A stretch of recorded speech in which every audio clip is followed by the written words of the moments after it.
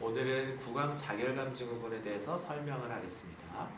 구강자결감 증후군은 구강자결감, 구강에 나타나는 자결성 통증을 메인 증상으로 해서 구강의 건조감 그리고 구강의 감각 이상을 통칭해서 말씀을 하는 표현입니다. 의학적으로 질환이라 일컬을 때에는 원인이 명확히 밝혀진 질병을 말하게 되는데, 증후군은 원인과 무관하게 증상들이 복합적으로 나타나는 상태를 말합니다. 구강자결감 증후군이 증후군이라고 부르는 이유는 원인이 명확치 않기 때문이기도 하지만 다양한 원인이 매우 혼재되어 있기 때문인데요. 그래서 임상에서 구강자결감 증후군을 보는 의료진들은 환자분들마다 주요 원인을 명확히 파악해서 이 원인에 따른 프로토콜을 제시해야 될 의무가 있습니다. 단연간 치료를 하면서 느꼈던 부분들을 제가 좀 공유를 해보도록 할 건데요. 우선은 원인에 대한 얘기들을 중점적으로 설명을 드리고자 합니다. 구강자결감 증후군의 증상을 먼저 설명을 드리면, 혀 끝 그리고 혀 가장자리에서 시작한 자결성 통증을 처음으로 점차 자결성 통증이 혀 중안부, 뺨 안쪽의 점막, 그리고 입 천장, 심지어 입술의 안쪽이나 잇몸까지 나타나는 증상을 이제 메인 증상으로 해서 입이 마르기도 하고 감각에 이상이 생기기도 하는 그런 것들이 좀 나타나게 되는데요.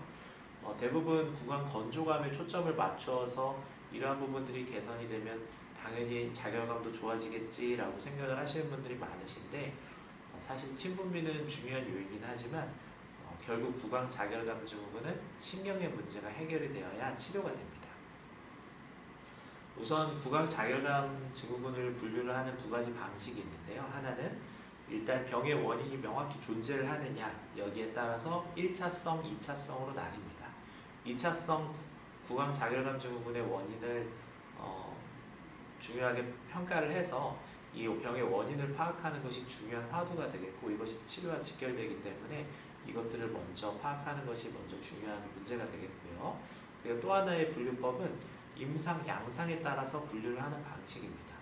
구강자결감 증후군의 원인이 명확치 않은 경우가 많기 때문에 우선은 임상 증상에 따라서 세 가지 타입으로 분류를 하는데, 첫 번째 타입은 오전에 자결감이 시작을 해서 강도가 점차로 세지고 저녁에 가장 심한 양상을 보입니다. 35% 정도가 되고 실제 한의원에 많이 찾아오시는 환자분들이 이런 타입이라고 볼 수 있습니다. 그리고 타입 2는 아침 기상 때부터 증상이 시작을 해서 밤 늦게까지 하루 종일 일정하게 증상이 존재를 하게 되는데요. 55%의 환자분들이 이 정도에 해당을 한다고 하고요.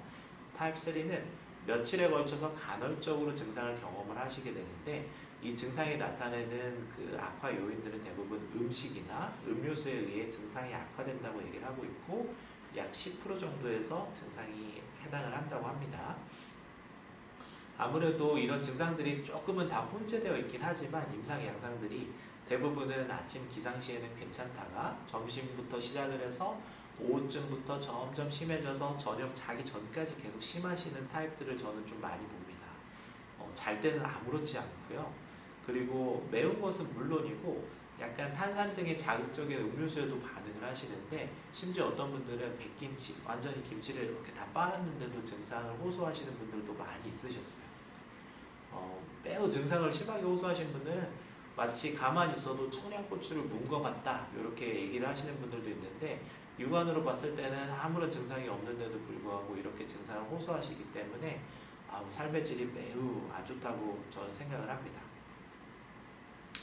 재발 없는 치료가 되려면 원인을 잘 치료를 해야 된다고 생각을 하는데요. 그런데 이 원인에는 주요한 원인이 있고, 그리고 원인을 일으킨 원인이 또 있습니다. 예를 들어 구강자결감 증후군이 3차 신경의 감각 손상이다 라고 많이 얘기를 하고 있는데, 이것이 만약 주요 원인이라고 하면은 이 신경의 손상을 일으킨 원인들은 또 무엇이 있는지, 이 원인의 원인을 잘 파악을 해서 치료를 하는 것이 중요하다고 볼 수 있습니다. 이것을 기능의학에서는 업스트림 방식으로 해서 원인을 교정한다고 해서 이것을 중요한 치료 철학으로 생각을 하는데요. 저도 비슷하게 생각을 하고 있습니다. 먼저 중요하게 생각되는 원인을 제가 하나씩 살펴보도록 할게요. 많은 연구에서 지목하는 것이 바로 폐경입니다. 몇 가지 연구들을 보면 여성이 남성에 비해 7배에서 13배의 발병률이 높다. 50에서 70대 사이의 여성에서 보편적으로 발생을 한다. 특히 55세 이상의 폐경기 이후에 여성에서 잘 나타나고 30대 이하의 연령대에선 드물다. 폐경 3년 전부터 폐경 후 12년까지 특히 더 발병률이 높아진다 얘기를 많이 하고 있고요. 폐경기 혹은 폐경 이후에서 구강 자결감 증후군 증상을 가진 환자들의 혈중 FSH 수치가 유의하게 높고 에스트라디올 수치가 유의하게 낮은 것이 보이기는 합니다만, 아이러니는 이러한 환자들에게서 그럼 여성 호르몬 대체요법을 썼을 때 좋은 증상의 개선이 나타나냐? 꼭 그렇지는 않다는 거죠. 그러니까 이러한 폐경이 결정적인 요인은 아니라고 생각을 합니다. 그리고 또 하나의 원인으로 좀 지목을 하는 것이 구강 건조증인데요.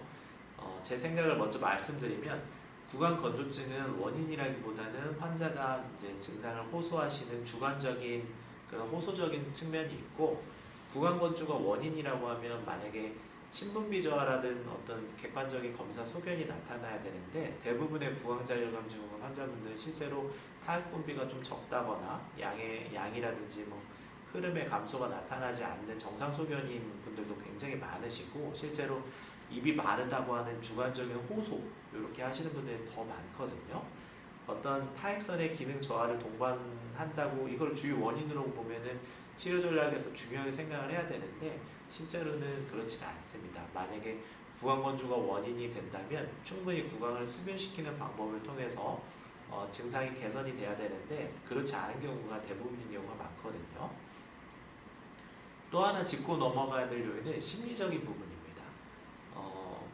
확실히 이제 불안이나 우울과 같은 심리 증상들이 구강 자결감 증후군의 원인 요소로 많이 지목되곤 하는데, 어떤 연구들에서는 항불안제 복용이 대조군에 비해 구강 자결감 증후군 환자들에서 유의적으로 더 높았다고 하기도 하고, 이갈이 등을 보이는 행동이 심리적인 불안 징후로 해석되기도 한다. 뭐 이렇게 얘기를 하는데, 구강 자결감 증후군 이후에 그 심리 불안이나 우울 등의 증상이 발현되는 것이 이제 기존 증상이 더 심해지기도 합니다. 뭐 현장에서 경험을 해보면 확실히 심리적인 톤의 증상이 좀 심해진다는 것들이 영향을 좀 받긴 합니다만, 예를 들어 뭐 컨디션이 매우 좋은 날에는 통증이 훨씬 덜한다거나, 그렇지 못한 날에는 훨씬 통증이 좀 매우 심해지기도 하고요. 그리고 또 하나는 구강자율감이 완전히 치료가 되지 못한 경우에 우울이나 불안으로 진행되는 경우는 어떻게 보면 당연한 일인 것 같기도 한데요. 근데 평생 이러한 증상을 가지고 있는 분들이 우울증이 안 오고 버틸 수 있을까 한번 생각을 해보면은, 그건 확실히 좀 그렇진 않을 것 같아요. 이게 당연히 뭐 청양고추를 계속 물고 있다고 하면은 우울증이 오면 당연한 것 같고요. 근데 결과적으로는 이 심리적인 부분은 악화 요인, 그러니까 병의 원인을 유발했다기보다는 이 상태를 조금 더 민감하게 좀 받아들일 수 있는 그런 요인이 아닐까 싶습니다. 물론 이제 그 논문에서 나오는 것들은 기본적으로 병인을 크게 세 가지, 국소적인 요인, 전신적인 요인, 심리적인 요인으로 나뉘고, 이러한 요인의 하위 분류에는 굉장히 많은 서브타입들이 있는데, 이런 것들을 다 많은 연관인자들 다 정의하기에는 좀 어렵고, 제가 생각하는 가장 주요 원인은 신경 손상입니다. BMS, 즉 구강 자결감 증후군 환자분들의 혀를 생검한 연구에서 어떤 일들이 좀 있냐면, 혀 상피와 유두층 아래에 신경섬유 밀도가 조금 더 낮아진다라고 하는 것이 확인이 되는데, 이거는 신경을 싸고 있는 축삭이 퇴화되고 있다는 것을 반영을 하는 지표가 됩니다. 3차 신경의 작은 그 신경섬유의 감각 병증에 의해서 신경통이 나타나고 있다라고 하는 것이 결론인데요.